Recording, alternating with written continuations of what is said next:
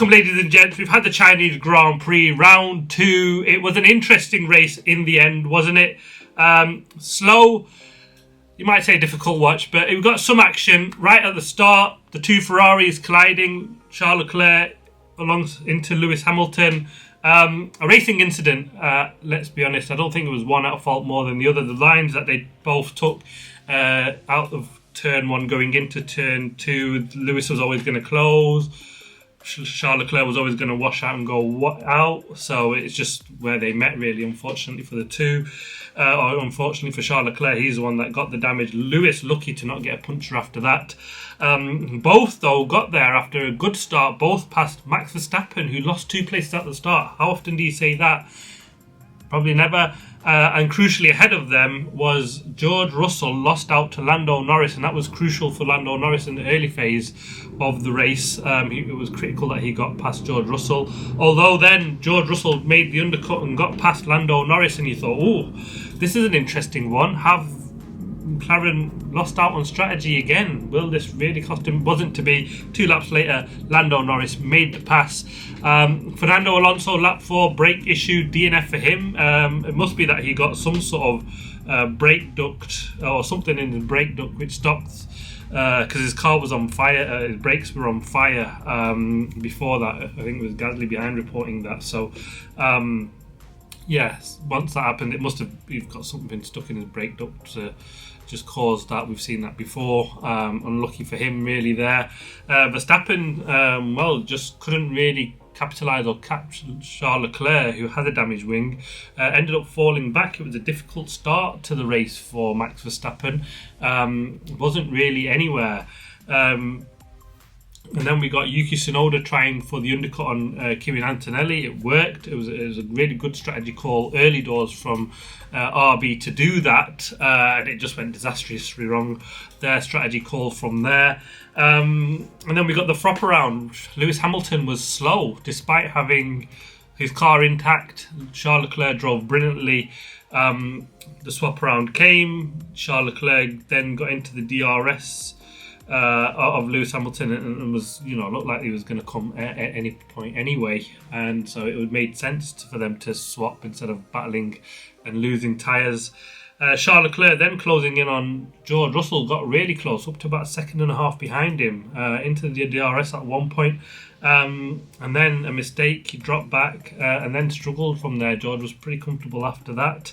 We got the Yuki Tsunoda front wing failure, which was interesting. Max Verstappen came back and took Charles Leclerc after the stops. The Red Bull really came on strong, and it was like a bit of a throwback to what the Mercedes was like last year, wasn't it? When the fuel reduced in that car, the weight reduced, the car got faster, and Max Verstappen was brilliant at the end. The lap was not far off. At one point, it was nearly the fastest lap of the race. His last lap was his fastest lap of the race, which was incredible considering where he was early doors. So something that they need to work out there. Max Verstappen was saying, I'm not sure why this has happened. And then we got the dramatic brake issue for Lando Norris, and one more lap he would have definitely been passed by George Russell and potentially a DNF for him. It got really critical, had a long break.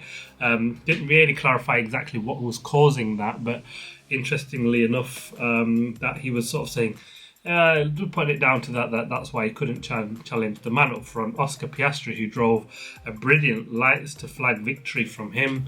And yeah, it was bits and pieces in terms of the race. The Haas's drove well, and we'll get to the 3 good and the 3 bad because there's not much else to talk about in the race, sadly.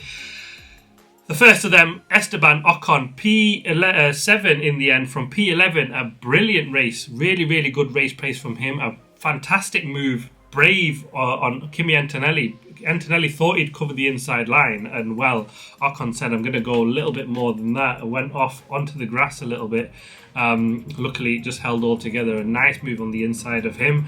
He was my driver of the day. It was a brilliant job from him. P7, that Haas was absolutely nowhere in Australia. So to come around and pull off a result like that, some solid points for the team. 7 points overall they take home here at Haas, so they'll be very, very happy with that.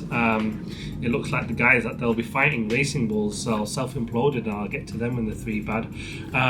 But from Ocon, a brilliant drive. Probably a shock from where they were to what's happened, and what a difference a week makes.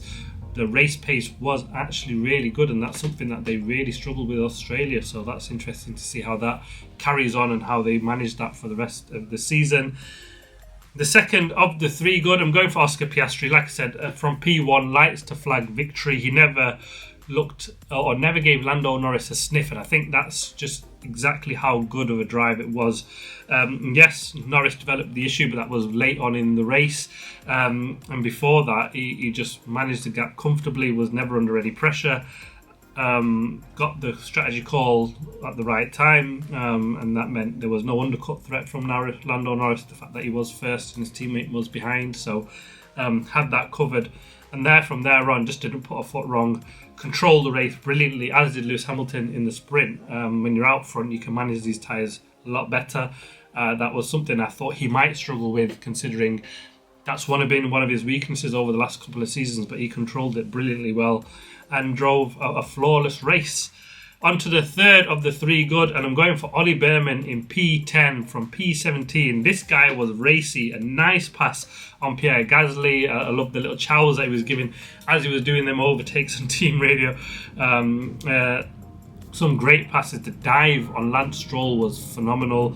And the 2 Alpines that he took, just the nice move that he just went on the outside of turn 14, out of the corner and dragged it out, which was unusual because everyone was going dive into turn 14, and he just sort of surprised him with that little move.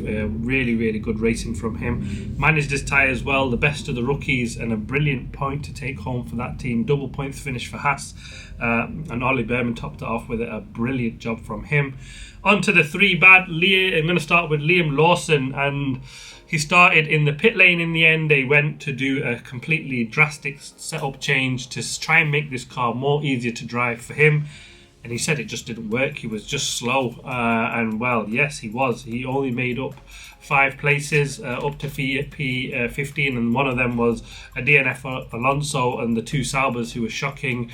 And then he beat Jack Doohan, really. And the other one, Yuki Tsunoda, had to pit because of the car front wing damage. It meant he did 3 stops, but other than that, it was a real struggle. And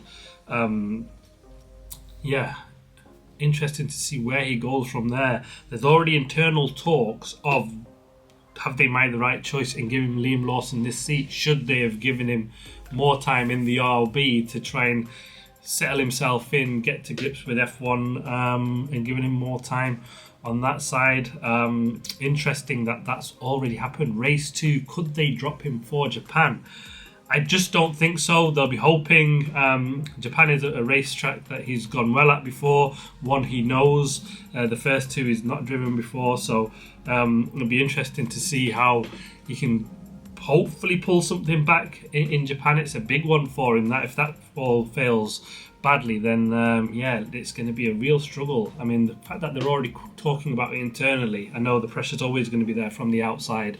It's what everybody, was included, all do. Everyone's talking about it. It's such a poor performance. The fact that, yes, he can qualify badly, but the race performance is normally his strong suit, just wasn't there. I mean, he just didn't make up any places at all.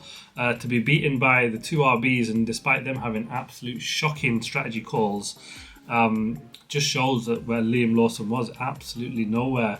I feel sorry for the kid. It's just sort of such a big high of getting this big Red Bull seat all through the summer, and he's come in 2 races in and everybody's already calling for his head in some places. Definitely need to give him more time, in my opinion. I hope he does stay at least. Everybody says he's got these 5 races. He needs a good 10 races. Just no pressure. Say you've got 10. Just say you've got the season. That's what he actually has got. He's got a contract there, and the team needs to just say that. But even pressed after the race, Christian Horner, and said there are time pressures. This is Formula One. There's no hanging about, and there wasn't sort of what we've seen with Perez that, give him time, he'll come good. We know, we trust in him, and he's almost like he's already doubting his own decision to put Liam Lawson in that seat. Is it because of what Yuki's doing in the other car? And he was brilliant, unfortunately, until the strategy call from them, but I'll get to them next. But yeah, awful lot of work to do for Liam Lawson. I really kind of hope he keeps that seat for the rest of the season, in fact, and just it comes good for him. But watch this space.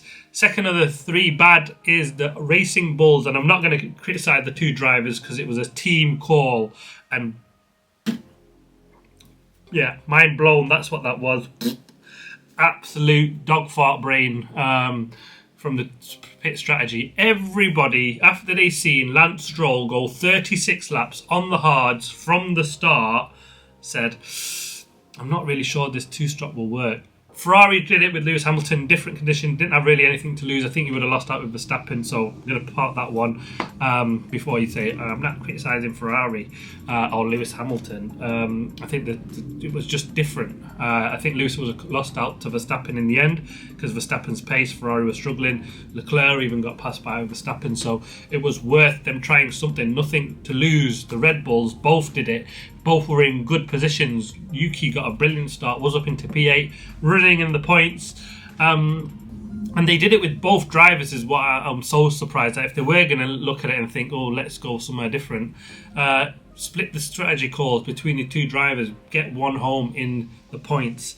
Absolutely, it feels like deja vu. Racing Bulls, I swear we've said this and done this all before. They just seem to have a really bad strategy team. And we criticise Ferraris all the time, but Racing Bulls, I think because they're so far back, sometimes just go under the radar a little bit.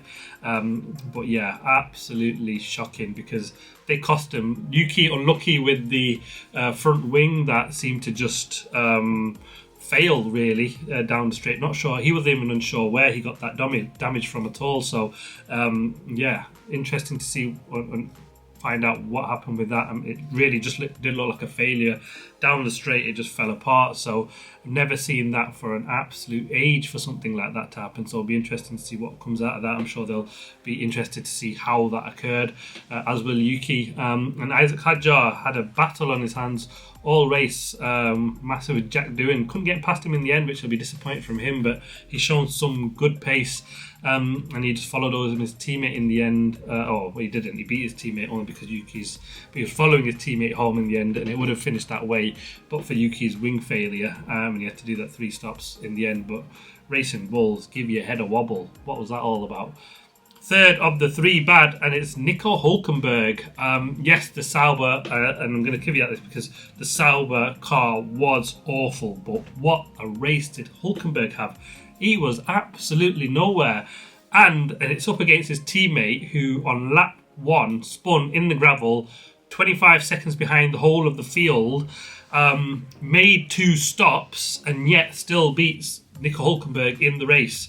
Make that make sense. There's no way that you can get out of this one unless he had some severe issue, and I'm surprised they wouldn't have DNF'd the car or why they kept it out, but he was absolutely nowhere. Bortoleto comes home after a spin in the gravel, miles back, effectively would have, technically call that 3 pit stops in that stop time he lost doing that. Like I said, 25 plus seconds, 2 stops, which was the wrong way to go, and yet he still beats his teammate Nico Hülkenberg, who was absolutely nowhere. I think if he already got his mind switched and said, look, this car is just not working, let's just make every race a test and make sure that we get into the 26th season and we are absolutely flying, it's the only thing that makes sense. But it'll be interesting to see what he can do or what the team can do to help him a little bit. But so far, he's been in the shade of Gabi Bortoleto, and a lot of people bigging up Bortoleto coming into the start of the season. I wasn't really too sure on that. I thought Nico will be the man, and he had a really good sprint race, but in the main race, he was just absolutely nowhere in the end. So yeah, what a difference a day makes for him. He's just gone from absolutely a solid race to nowhere. But there we have it. Chinese Grand Prix done. 2 weeks time we head to Japan. Watch out for the driver ratings video, going to drop shortly in the week. Japan early than normal. We've normally about race towards the end of the season, so imagine the conditions over there with tricky, cold.